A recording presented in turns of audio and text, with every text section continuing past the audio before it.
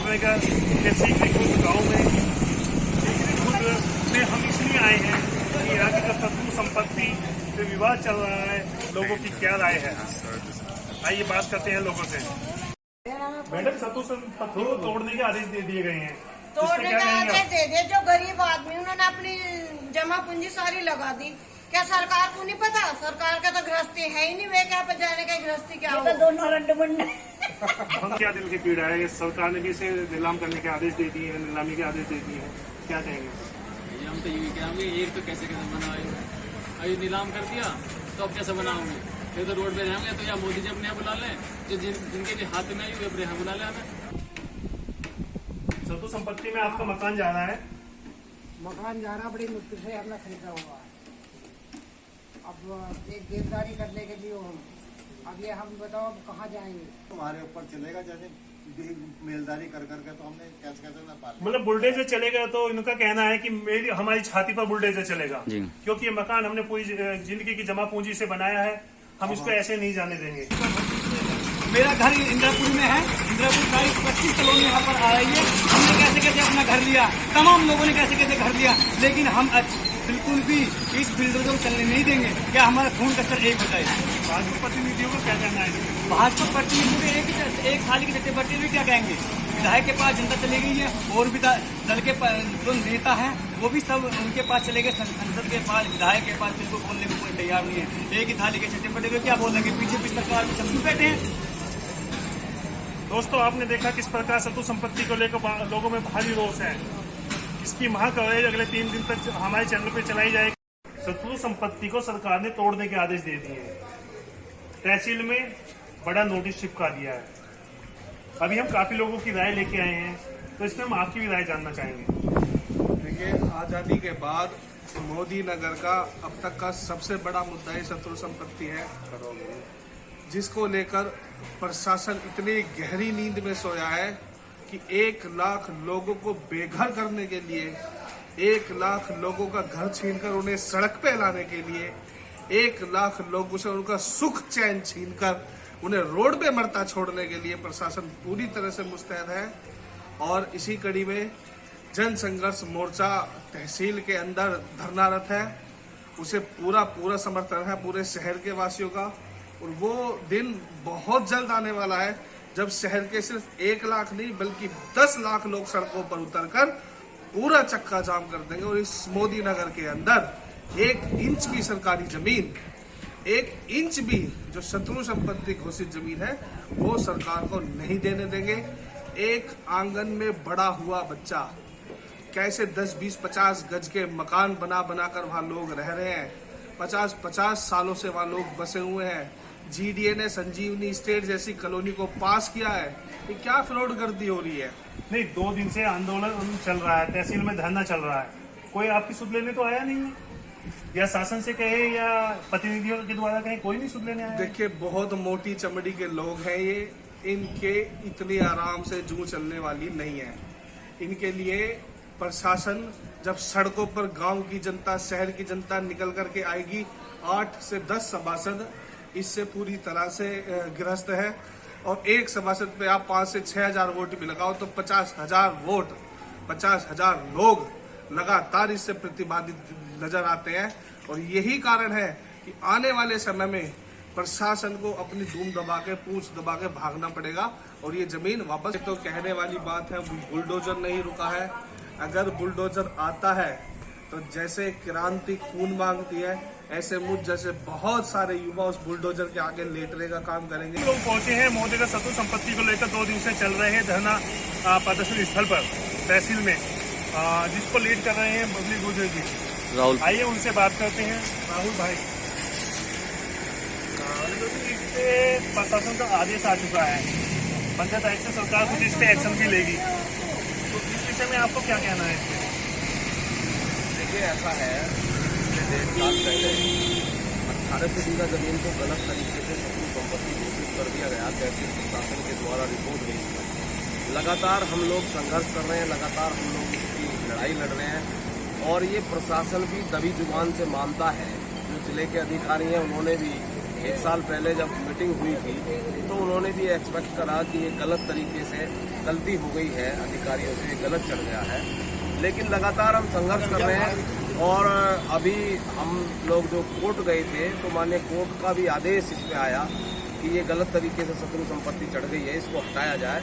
लेकिन प्रशासन की जबरदस्त तानाशाही है, जिसको लेकर हम कल हजारों लोग, मैं समझता हूँ कि 2000 लोग होंगे लगभग, जिन्होंने सीकरी पेट्रोल पंप से पैदल मार्च करके और हम यहाँ आए और यहाँ पे एक सभा हमारी हुई और निर्णय लिया गया कि हम यहाँ अनिश्चितकालीन धरने पर हैं। इसमें आप भाजपा प्रतिनिधियों से भी मिले होंगे, यहाँ के सांसद से, यहाँ के विधायक से, यहाँ के नगर पालिका अध्यक्ष से, उनका क्या रुख है इस पर? देखिए, हम सब लोगों से अपनी गुहार लगा चुके हैं 1.5 साल से। सांसद जी से हम बहुत बार मिले हैं, विधायक जी से हम बहुत बार मिले हैं, चेयरमैन तो अभी नगर पालिका के नए बने हैं और हम सब लोगों ने उनसे, विशेष रूप से सांसद जी से, क्योंकि केंद्र सरकार का मामला है, हमने अनेकों प्रयास किए कि आप इसको लोकसभा में जो यहाँ मंत्री हैं, गृह मंत्री जी हैं, उनसे आप बात करके इसका समाधान कराएं। लेकिन मैं समझता हूँ कि वो निष्क्रिय हैं, इसमें हमारी कोई मदद करना वो नहीं चाहते। तो प्रशासन आपकी मदद नहीं कर रहा है, सरकार आपकी मदद नहीं राहुल कर भी रही है, तो आंदोलन को कैसे आगे बढ़ाएंगे या कैसे इस पे आप जीत पाएंगे?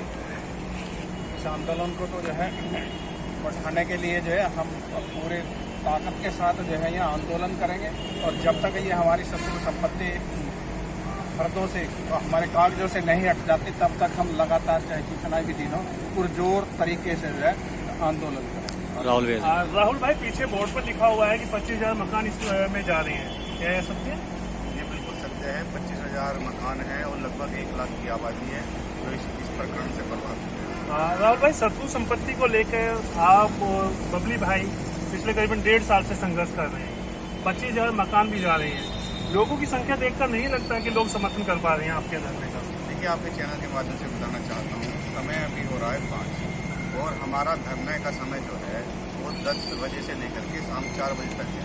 हम लोग घर जा चुके हैं और रात में हम सब लोग ये विश्राम करेंगे। 15-20 लोग हैं जो कल भी शाम रुके थे और हमारा जैसे ही दिन निकलेगा सुबह 10 बजे से फिर से स्टार्ट प्रारंभ हो जाएगा। ऐसा नहीं है, धरना नहीं है। कल आप नहीं थे शायद, कल हमने हजारों की संख्या में सीकरी पेट्रोल से लेकर के यहाँ तहसील पूछ की है और जिसका जनसैलाब पूरे प्रदेश में ये खबर फैली।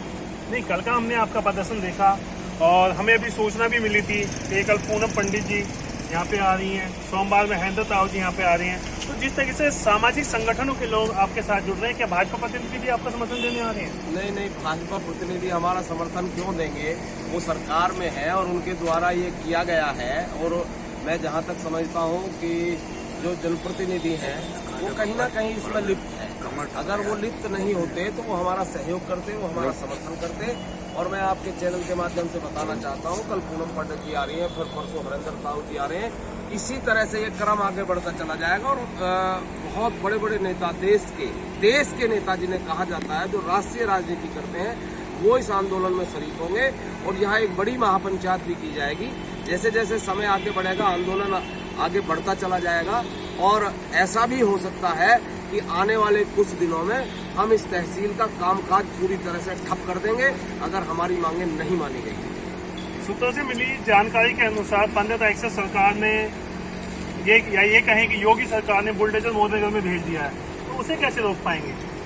जब बुलडोजर चलेगा, 1 लाख लोग प्रभावित हैं, कितने लोगों के ऊपर बुलडोजर चलवाएंगे?